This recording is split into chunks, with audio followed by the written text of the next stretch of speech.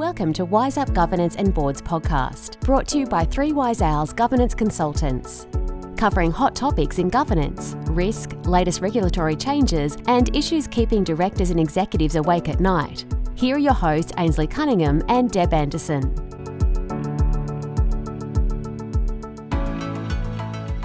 Welcome to another episode of Wise Up. Today we're joined by Kylie Sprott. Kylie is an international leader with over 25 years of demonstrated experience and achievement across a variety of industries, including IT, engineering, environmental services, and legal services. Kylie focuses on innovation and how this applies to people, culture, technology, and business growth. Her creativity, combined with her extensive M&A skills and global experience, make her a unique business contributor. Kylie's experience spans Australia, New Zealand, United States, United Kingdom, Ecuador, and Asia. An expert in culture mapping, Kylie has conducted the due diligence and led the integration of over 25 organisations globally. She has worked in businesses varying in size from 100 staff to over 8,000, both private and publicly listed. Kylie has led several multidisciplinary teams, including technology, human resources, and marketing. Utilising her broad experience, Kylie currently works in the capacity of Chief Transformation Officer of a publicly listed legal services business and serves on 2 boards. In addition to her work commitments, Kylie is a keen philanthropist and works closely with the Smith family in the capacity of Leader of Corporate Champions and is the ambassador of Rainbow House Iligan Orphanage in the Philippines. Kylie has also recently joined Willow International as the Australian ambassador.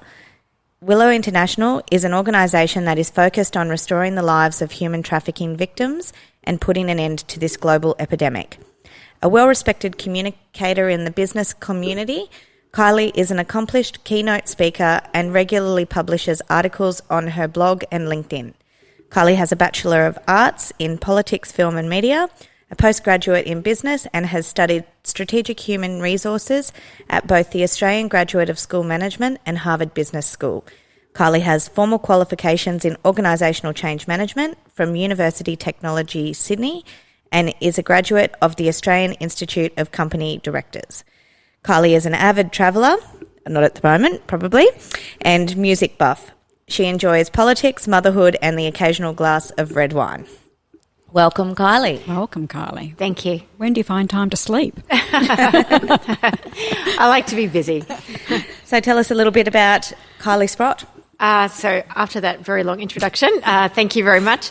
I very happily work at Quantum, which is an intellectual property organisation. So I've been there since November last year. So that's my main role. And I also work on a couple of boards, but probably my proudest achievement is being the mum to 2 wonderful children. So Ruby, who's 14 and a half, and Hamilton, who turns 12 on Saturday. So yeah, 2 amazing kids. And so I love being their mum. So that keeps me very busy as well. So trying to do their maths homework is always a bit of a challenge. It's very different to when I was at school. But yeah, I love watching how they're growing and developing their own personalities, and love going to their sporting events and just being involved in what they're interested in. So that's a really good part of my life and a nice balance to the corporate world. Yes, absolutely. How has homeschooling treated you? I have to say, I didn't really enjoy the homeschooling. I know some people really loved it. And look, Ruby was very self-sufficient and she really got on with it because she's in high school and quite disciplined and organised. Hamilton, not so much. And I realised it wasn't really going very well when he said to me one day, "Do you think you'd be considered to be an essential worker?" He said, "Because I heard somewhere that if you're an essential worker, it means that I can go back to school."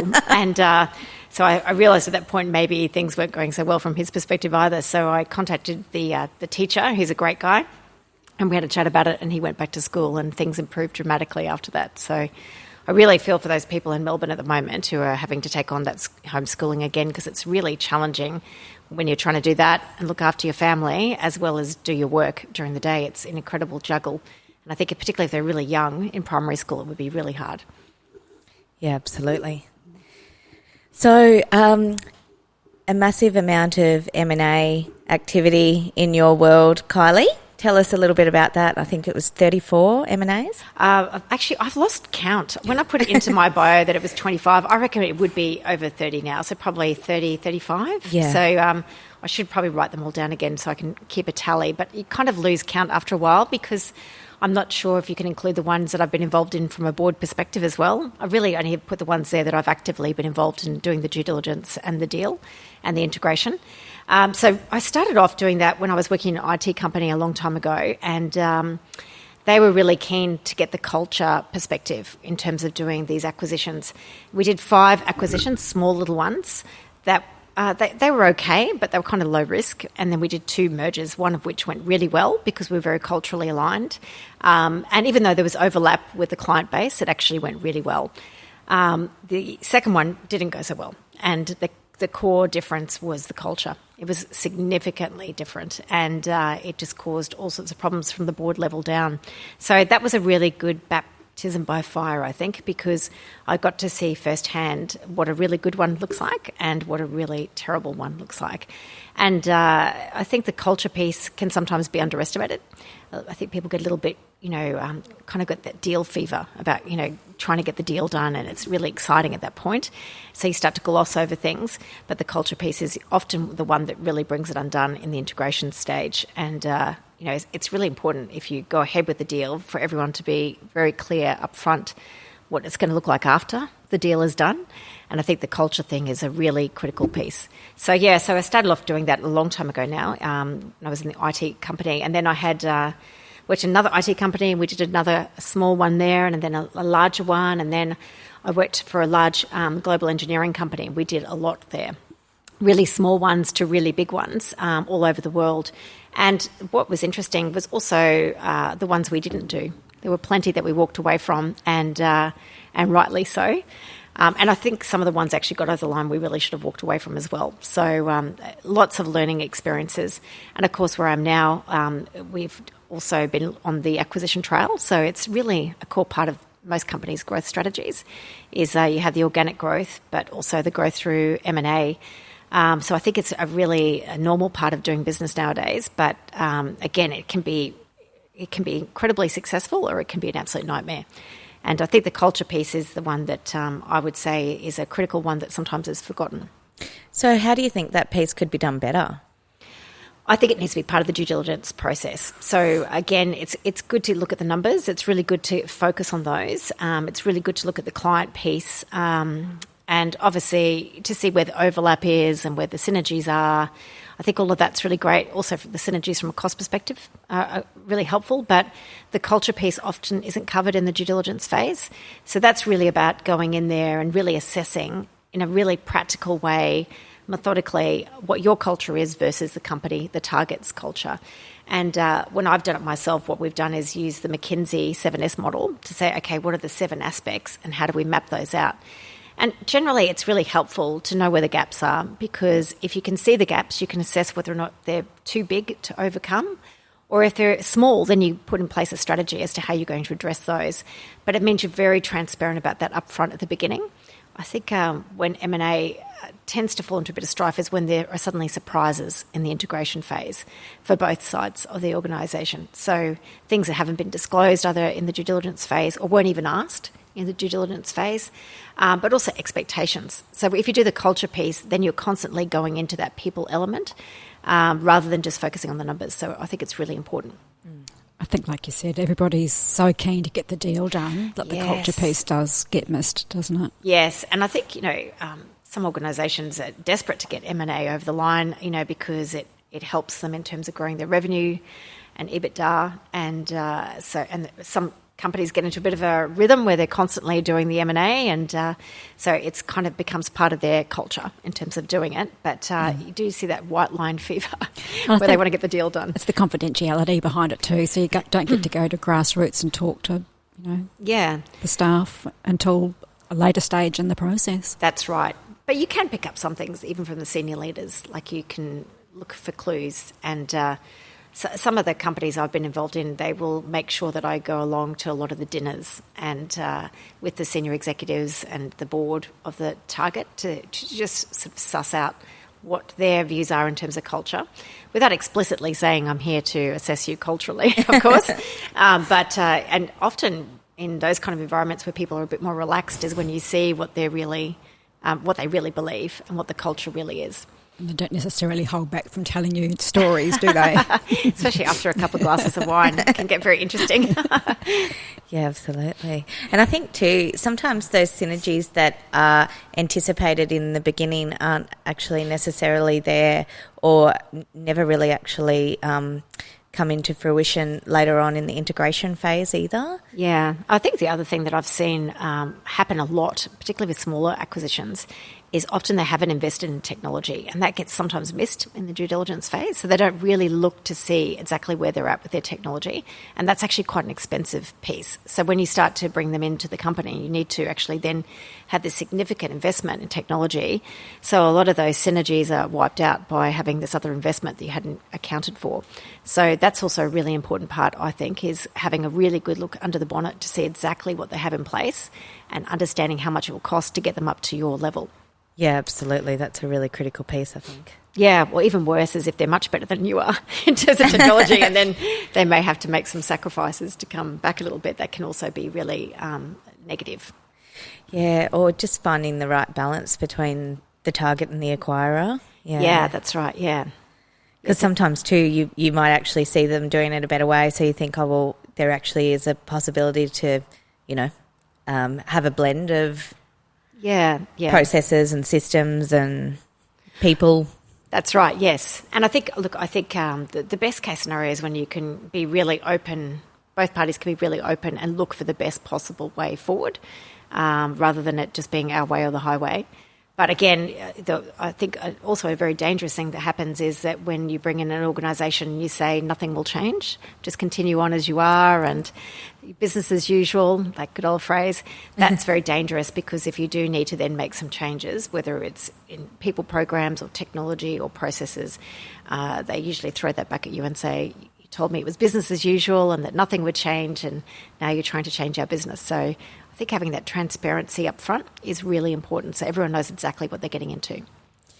So your role as Chief Transformation Officer for Quantum IP at the moment, so a recent role, and how has that sort of gone for you with obviously COVID at the beginning of the year? Yeah.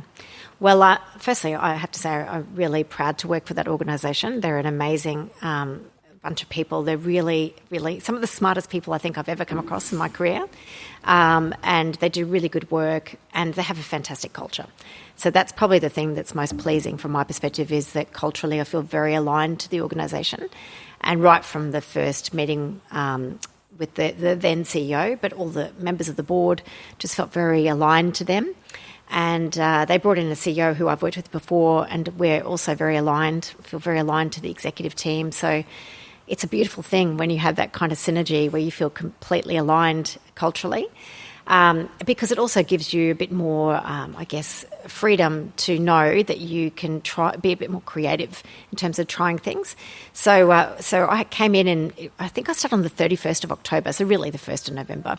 And it was really like, trying to get my head around the business and understand exactly what they had in place. And then I started putting together some draft plans, and which were really starting to come together very nicely when the CEO started in January. And, of course, then COVID hit. And we'd started to get some traction on a number of different things, but we were still really just getting to know the business and starting to put together the plans around transformation when COVID hit. And from a difficulty perspective, it was challenging to continue to make those relationships work, because I was no longer able to travel to Melbourne and Sydney, and the bulk of our people are in Melbourne. And so that was a bit of a disappointment, because I'm very much a people person and I like engaging directly, face-to-face.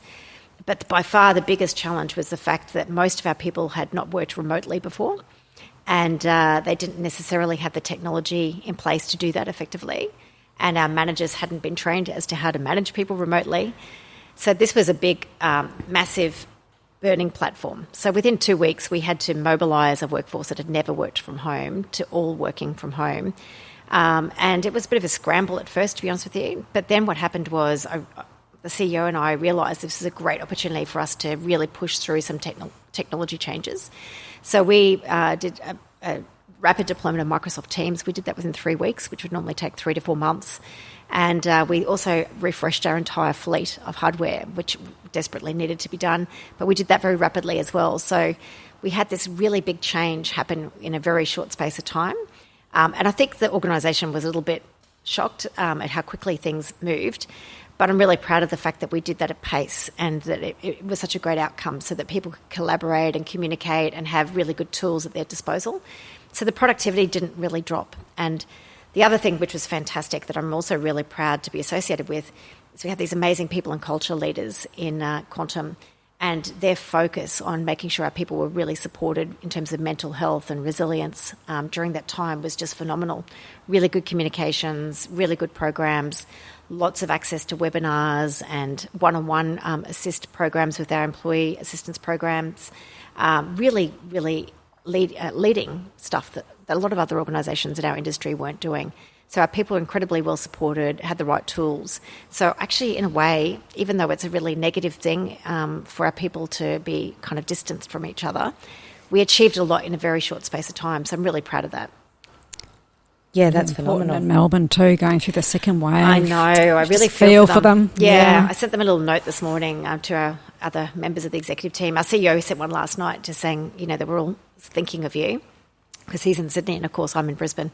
And I just reiterated and said, we'll do whatever we can to help you. And, again, that's the culture piece. I think working for an organisation where our CEO has openly stated our number one priority during COVID is to try and make sure all of our people still have a job and to keep them safe. So, it hasn't impacted our productivity. People know that we're trying really hard to make sure they're all right. And the senior executives and the principals all took a pay cut for 6 months. We didn't bring that further down. We just wanted to make sure we had a bit of a buffer there so that if anything did happen, our people would be safe.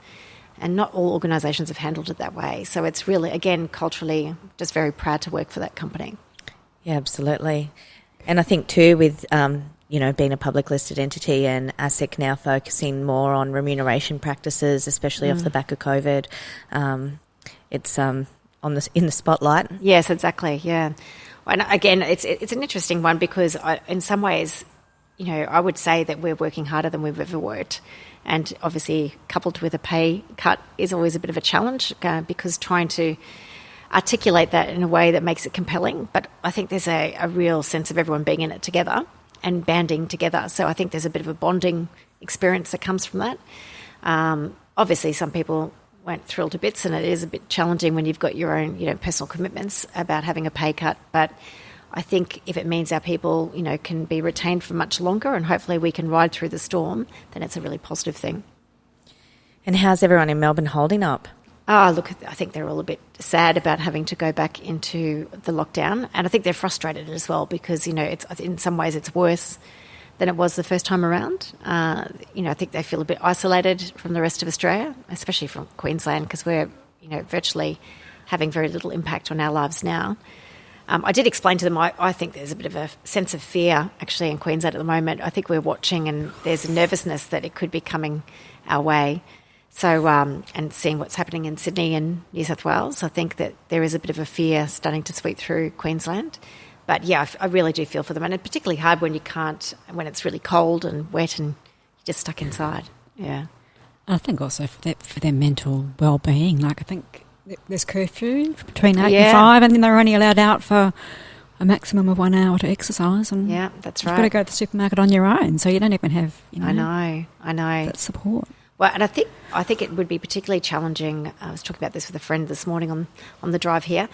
It would be particularly challenging if you were in a home with people that you weren't very well connected to. Like if you weren't particularly well connected to your partner or you weren't having a great relationship with whoever you were sharing that space with, to then be locked into that environment 24/7 with very little, time away from it would be really challenging. And so I think that's the other thing it would be hard enough if just having the lockdown, but then if you were in an environment where you were either very lonely, no one was with you, or in an environment where you weren't particularly close or enjoying the time with the people you were confined with, I think that would be really hard. Yeah, that's the sort of the vulnerable members of the community are the most hard done by at the moment. Yeah, I think there's all those links to domestic violence and mental health as well. So there's, lots of challenges that come with this. I think we're going to see lots of studies coming out of the back of this, aren't we?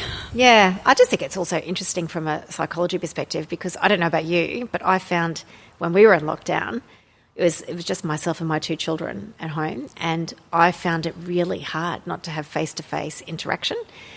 Because most of my ideas come from talking to other people and chatting with them, and I get energy from being around other people, and that's not really possible through video calls. It's just not the same. And after a while, as much as I love my kids, there's only so much you can talk about Fortnite and the Vampire Diaries without starting to need something maybe a little bit heavier. And so I was really keen to get some way of having that engagement. So my workaround was I ended up paying my personal trainer every day to meet me at the park so I could at least have one adult conversation. And then I realised I could go via the coffee shop home and get a takeaway coffee, and most of the time I'd lurk around hoping to see one of my friends there, and sometimes I was lucky enough to do it, but I became friends with the barista and had another adult conversation. So as long as I had a couple of face-to-face interactions every day, I was okay. But I think without that, I would have definitely really found it incredibly challenging. Yeah, definitely. It's just bringing back a flood of memories, really. Yeah. Our poor friends in Melbourne. Yeah, really feel for them. Yeah, absolutely. So tell us a bit about your philanthropic activity. Oh, look, I was actually talking about this the other day with someone. It was interesting because I think for a very long time, I've always been a bit of a sucker for anything to do with children or animals. I've always donated to the Smith family. I've always sponsored kids with the Smith family for, it must be 20 years now. I've been, maybe 25 years, I've been donating regularly and sponsoring children to the Smith family and the RSPCA because I love animals. So I was always donating to those things, and then World Vision as well. So just because that was always a personal thing. But I hadn't really done much more than give money, to be honest with you. And I had this very interesting moment where the penny really dropped for me, because I grew up in a family with 2 boys. Like, I was the middle child between 2 brothers. And so I was probably a bit of a tomboy, really. And so I didn't really understand when women were putting their hands up and saying, I am finding this really hard, I'm not getting the opportunities, or... So I didn't really understand what they were talking about. I just think it's not that hard, just give it a crack. It's really, you need to try a bit harder, or, put your hand up properly and ask for things. And so I didn't really understand what they were talking about, to be honest with you. And I worked in this company where we actually had some projects that were in developing nations, and we, as an executive team, went to Papua New Guinea once to see an education program that we'd sponsored. And so because we were the visiting dignitaries, they put us right down the front of this particular program, and which felt a bit silly because we'd never met any of these people, so I don't know why we were special enough to be down the front. And I was in the sort of towards the centre because I was the only woman in the executive team, as usual, and I didn't think anything of it. Honestly, it didn't seem weird to me. And anyway, there were probably about 100 students there, 80 to 100 students. Most of those would have been women, and most of them had their children with them. And the other, say 15 to 20% were disabled men or really elderly men. And they said to them, we're just going to choose 6 of you to stand up and tell our visitors here what you got out of this particular program. And this woman stood up, and she had her daughter with her, and she said, I'm very grateful for doing this training because it's the first training I've ever had in my life. And I learned that it's not okay for my husband to hit me every night. And to be honest with you, like even now when I think about it, it just makes me feel incredibly ill to my stomach. And I remember looking at her and the shame that swept over her face, and her head went down, her daughter's head went down, and all the women's heads went down, all the children's heads went down. And I realised every single one of them was having this domestic violence issue every single night. And that was such an epiphany for me, because really I was no better than these women. I just happened to be born in a different country and different coloured skin. And not to say we don't have domestic violence in Australia, because we do, but I'd never encountered anything like that, because purely the virtue of where I'd been born and my family. And it was nothing to do with me being anything special. It was literally the fact that we had these different circumstances as to which country we'd grown up in. So I realised at that point there was no point in them putting their hand up and asking for opportunities, because it just wasn't going to come to them. So it was a really strong epiphany for me that, if you're fortunate enough to find yourself in a good position where you have influence and you have a voice, and it's really important to use that voice.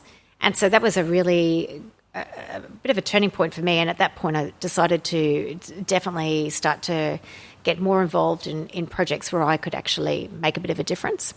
And as much as I'm very proud of the work I've done from a corporate perspective, I think there's a different degree of satisfaction that comes from making a difference in someone's life in a personal way through some of those different efforts. And so as a result from that, I've really been passionate about taking opportunities when they've come my way. So the Smith family approached me about being the leader of the Corporate Champions, and that was a great boost to me. Like, I was really proud to be associated. And I thought it was funny at the time, because I thought that it was because I'd been a sponsor for so long that they kind of did some profiling exercise with their sponsors. But it was because they saw me speak at something, so which was very flattering. And so very happy to, I sometimes get to MC their events, and I get to go and speak to their graduates. But one of the best things of all is that, as I said, I've sponsored children through the Smith family for a very long time. But I got to actually, through having a deeper association with them, become a mentor to a university student who is the first person in her family to go to university, and the wonderful Indy. And I have to say that that's probably one of the proudest things for me, was because I got to actually see her and talk to her and to have a face-to-face relationship with her, rather than just giving money to a faceless student. And that was a huge thing for me, and I'm so proud of her. Like, she's graduated, she's now doing really well in her corporate job, and she's really become a member of our family, to be honest with you. Like, I think of her as another one of my family. So she knows my mum, she knows my brother, she knows my kids really well. She sometimes stays at our house and looks after my kids. So she's a beautiful person, and that's really comes from the relationship with the Smith family. So I was also asked to be the ambassador for Rainbow House Elegant, which is an orphanage in the Philippines. And the founder of that orphanage, again, just an ordinary guy who was asked to go there and help rebuild some buildings after a typhoon hit. And anyway, when they were doing some of these buildings, he noticed these young children wandering around with no clothes on, just with no one looking after them. And it turned out their parents had been swept away in this typhoon, and like they were 2 and 3. And he just thought, someone has to do something about this. And so he built an orphanage and to house some of those children. And again, they've all gone on to have a great education, and they're now giving back to their community all the time. So just really proud to be associated with that. And the other one, there's 2 more, so I feel like I'm talking a long time here. No, that's okay. Of course, is the Oranges Toolkit. I'm a non-executive director with them, and they're associated with Camp Quality. And I love the work that they do, because it's all about building resilience and optimism in corporates and sporting teams and all sorts of different ways with people. But all the profits from the Oranges Toolkit get reverted back to Camp Quality, so which is, of course, for children who are very ill with cancer. So that's fantastic. But my most recent one that I'm very pleased to get involved in is with Willow International. So a very good friend of mine in the US is on their board, and they're an anti-trafficking organisation that focus on globally making sure that this stops in terms of slavery and trafficking for young women and children.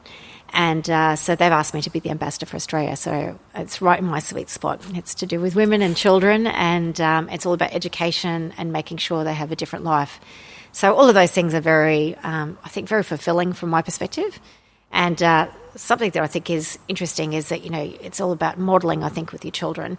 And I'm so proud of my daughter, because she is now actually volunteering for the Smith family, and she does this reader-to-reader program every Monday and Tuesday afternoon, where she helps a young child with their reading. And you can't see them again. It's all over the internet with the using the PC. But it's just wonderful to see her also starting to give back. And I just think I feel very pleased that she's obviously seen what I do and thinks that's normal, so that she's setting up a really good start in the philanthropy space as well, which is really pleasing.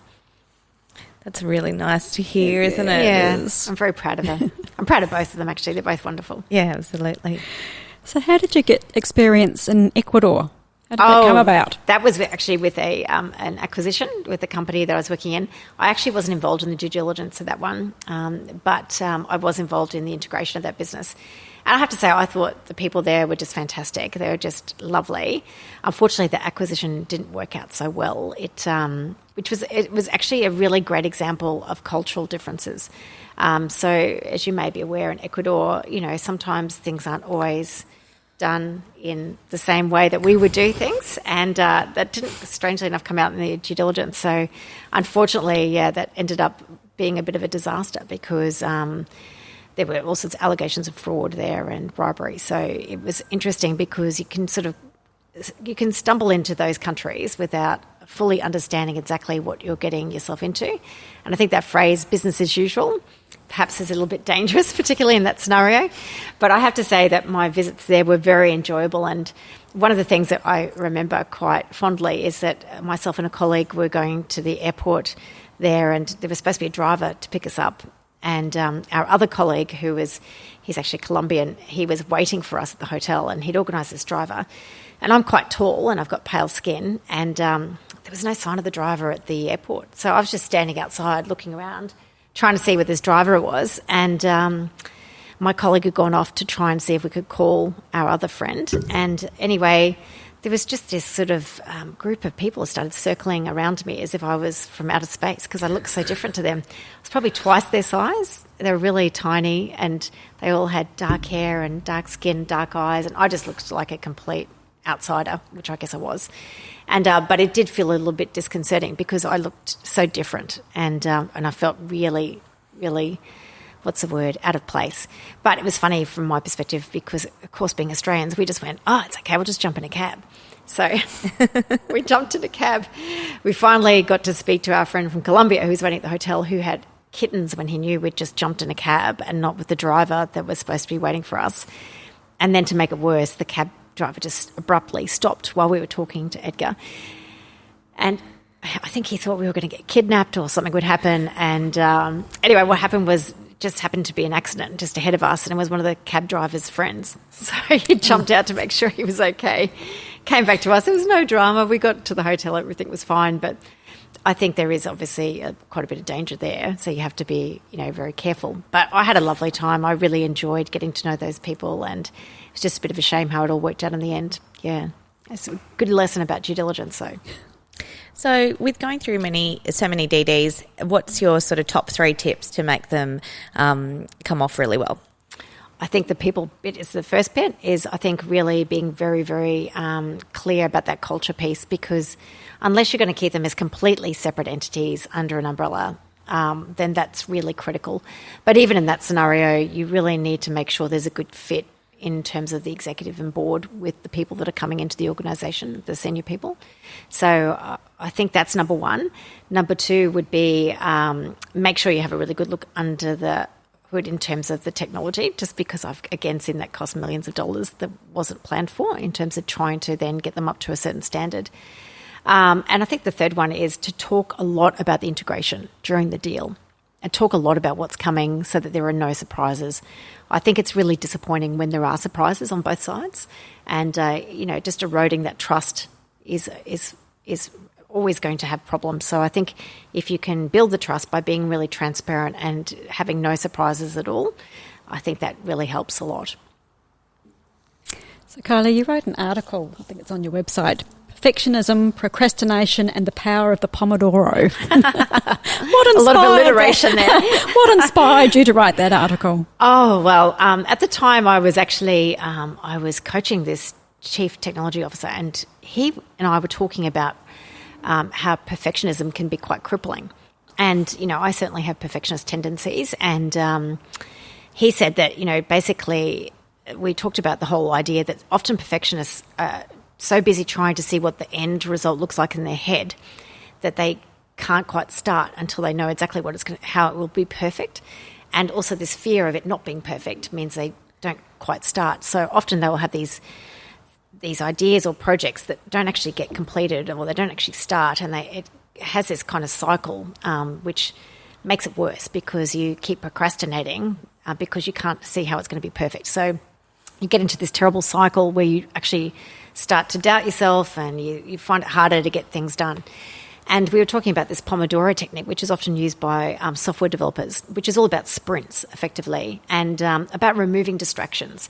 And the Pomodoro is actually Italian for tomato. So you might remember a long time ago in kitchens, it was quite fashionable to have those little tomato egg timers. Yeah, our mums probably had them. And anyway, so it's the Pomodoro is about the egg timer. And effectively what you do is for 25 minutes, you set a timer. You remove all distractions. So you remove your phone. You don't answer any phones. You don't answer texts. You don't look at emails. You just do one task. And it's really powerful because in a way you're tricking yourself because you go 25 minutes, that's no big deal. I can do 25 minutes. Whereas if I said to you, you're going to sit down now and do 6 hours of work on this particular piece of work, most people feel a little intimidated by that. Whereas with 25 minutes, you're just saying, okay, just 25 minutes of your time and just focus on one thing. And what happens is because you're just focused on one thing, you don't have these other distractions which are making it harder for you to get things done. It's amazing what you can get done in that 25 minutes. And often what happens is it kind of tricks you into a state of flow. And because you get so focused, you start to really enjoy it and you lose track of time. But when the buzzer goes off or the egg timer goes off at 25 minutes, then you're supposed to have a 5-minute break, and that's considered to be one sprint. And so you go through this kind of process of seeing how many sprints you can do in a day, which are really focused pieces of work. So if you need to do something which is really painful, let's say, it was a tax return or it was, doing some kind of report that you weren't particularly interested in, it's a really good technique because it makes you start. And because it's only 25 minutes, most people go, okay, I can handle that. Next thing you know, you've gone through a really difficult piece of work and you've done it in these little sprints.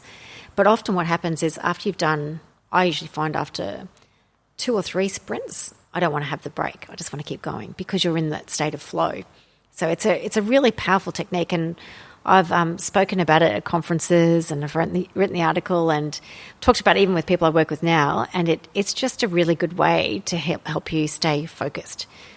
Because generally what happens, and I don't know about you, but the phone can be your friend but can also be your worst enemy because, you feel compelled to check out Instagram or Facebook or LinkedIn and you want to see the news, see what's going on, and then next thing you know, you've lost an hour.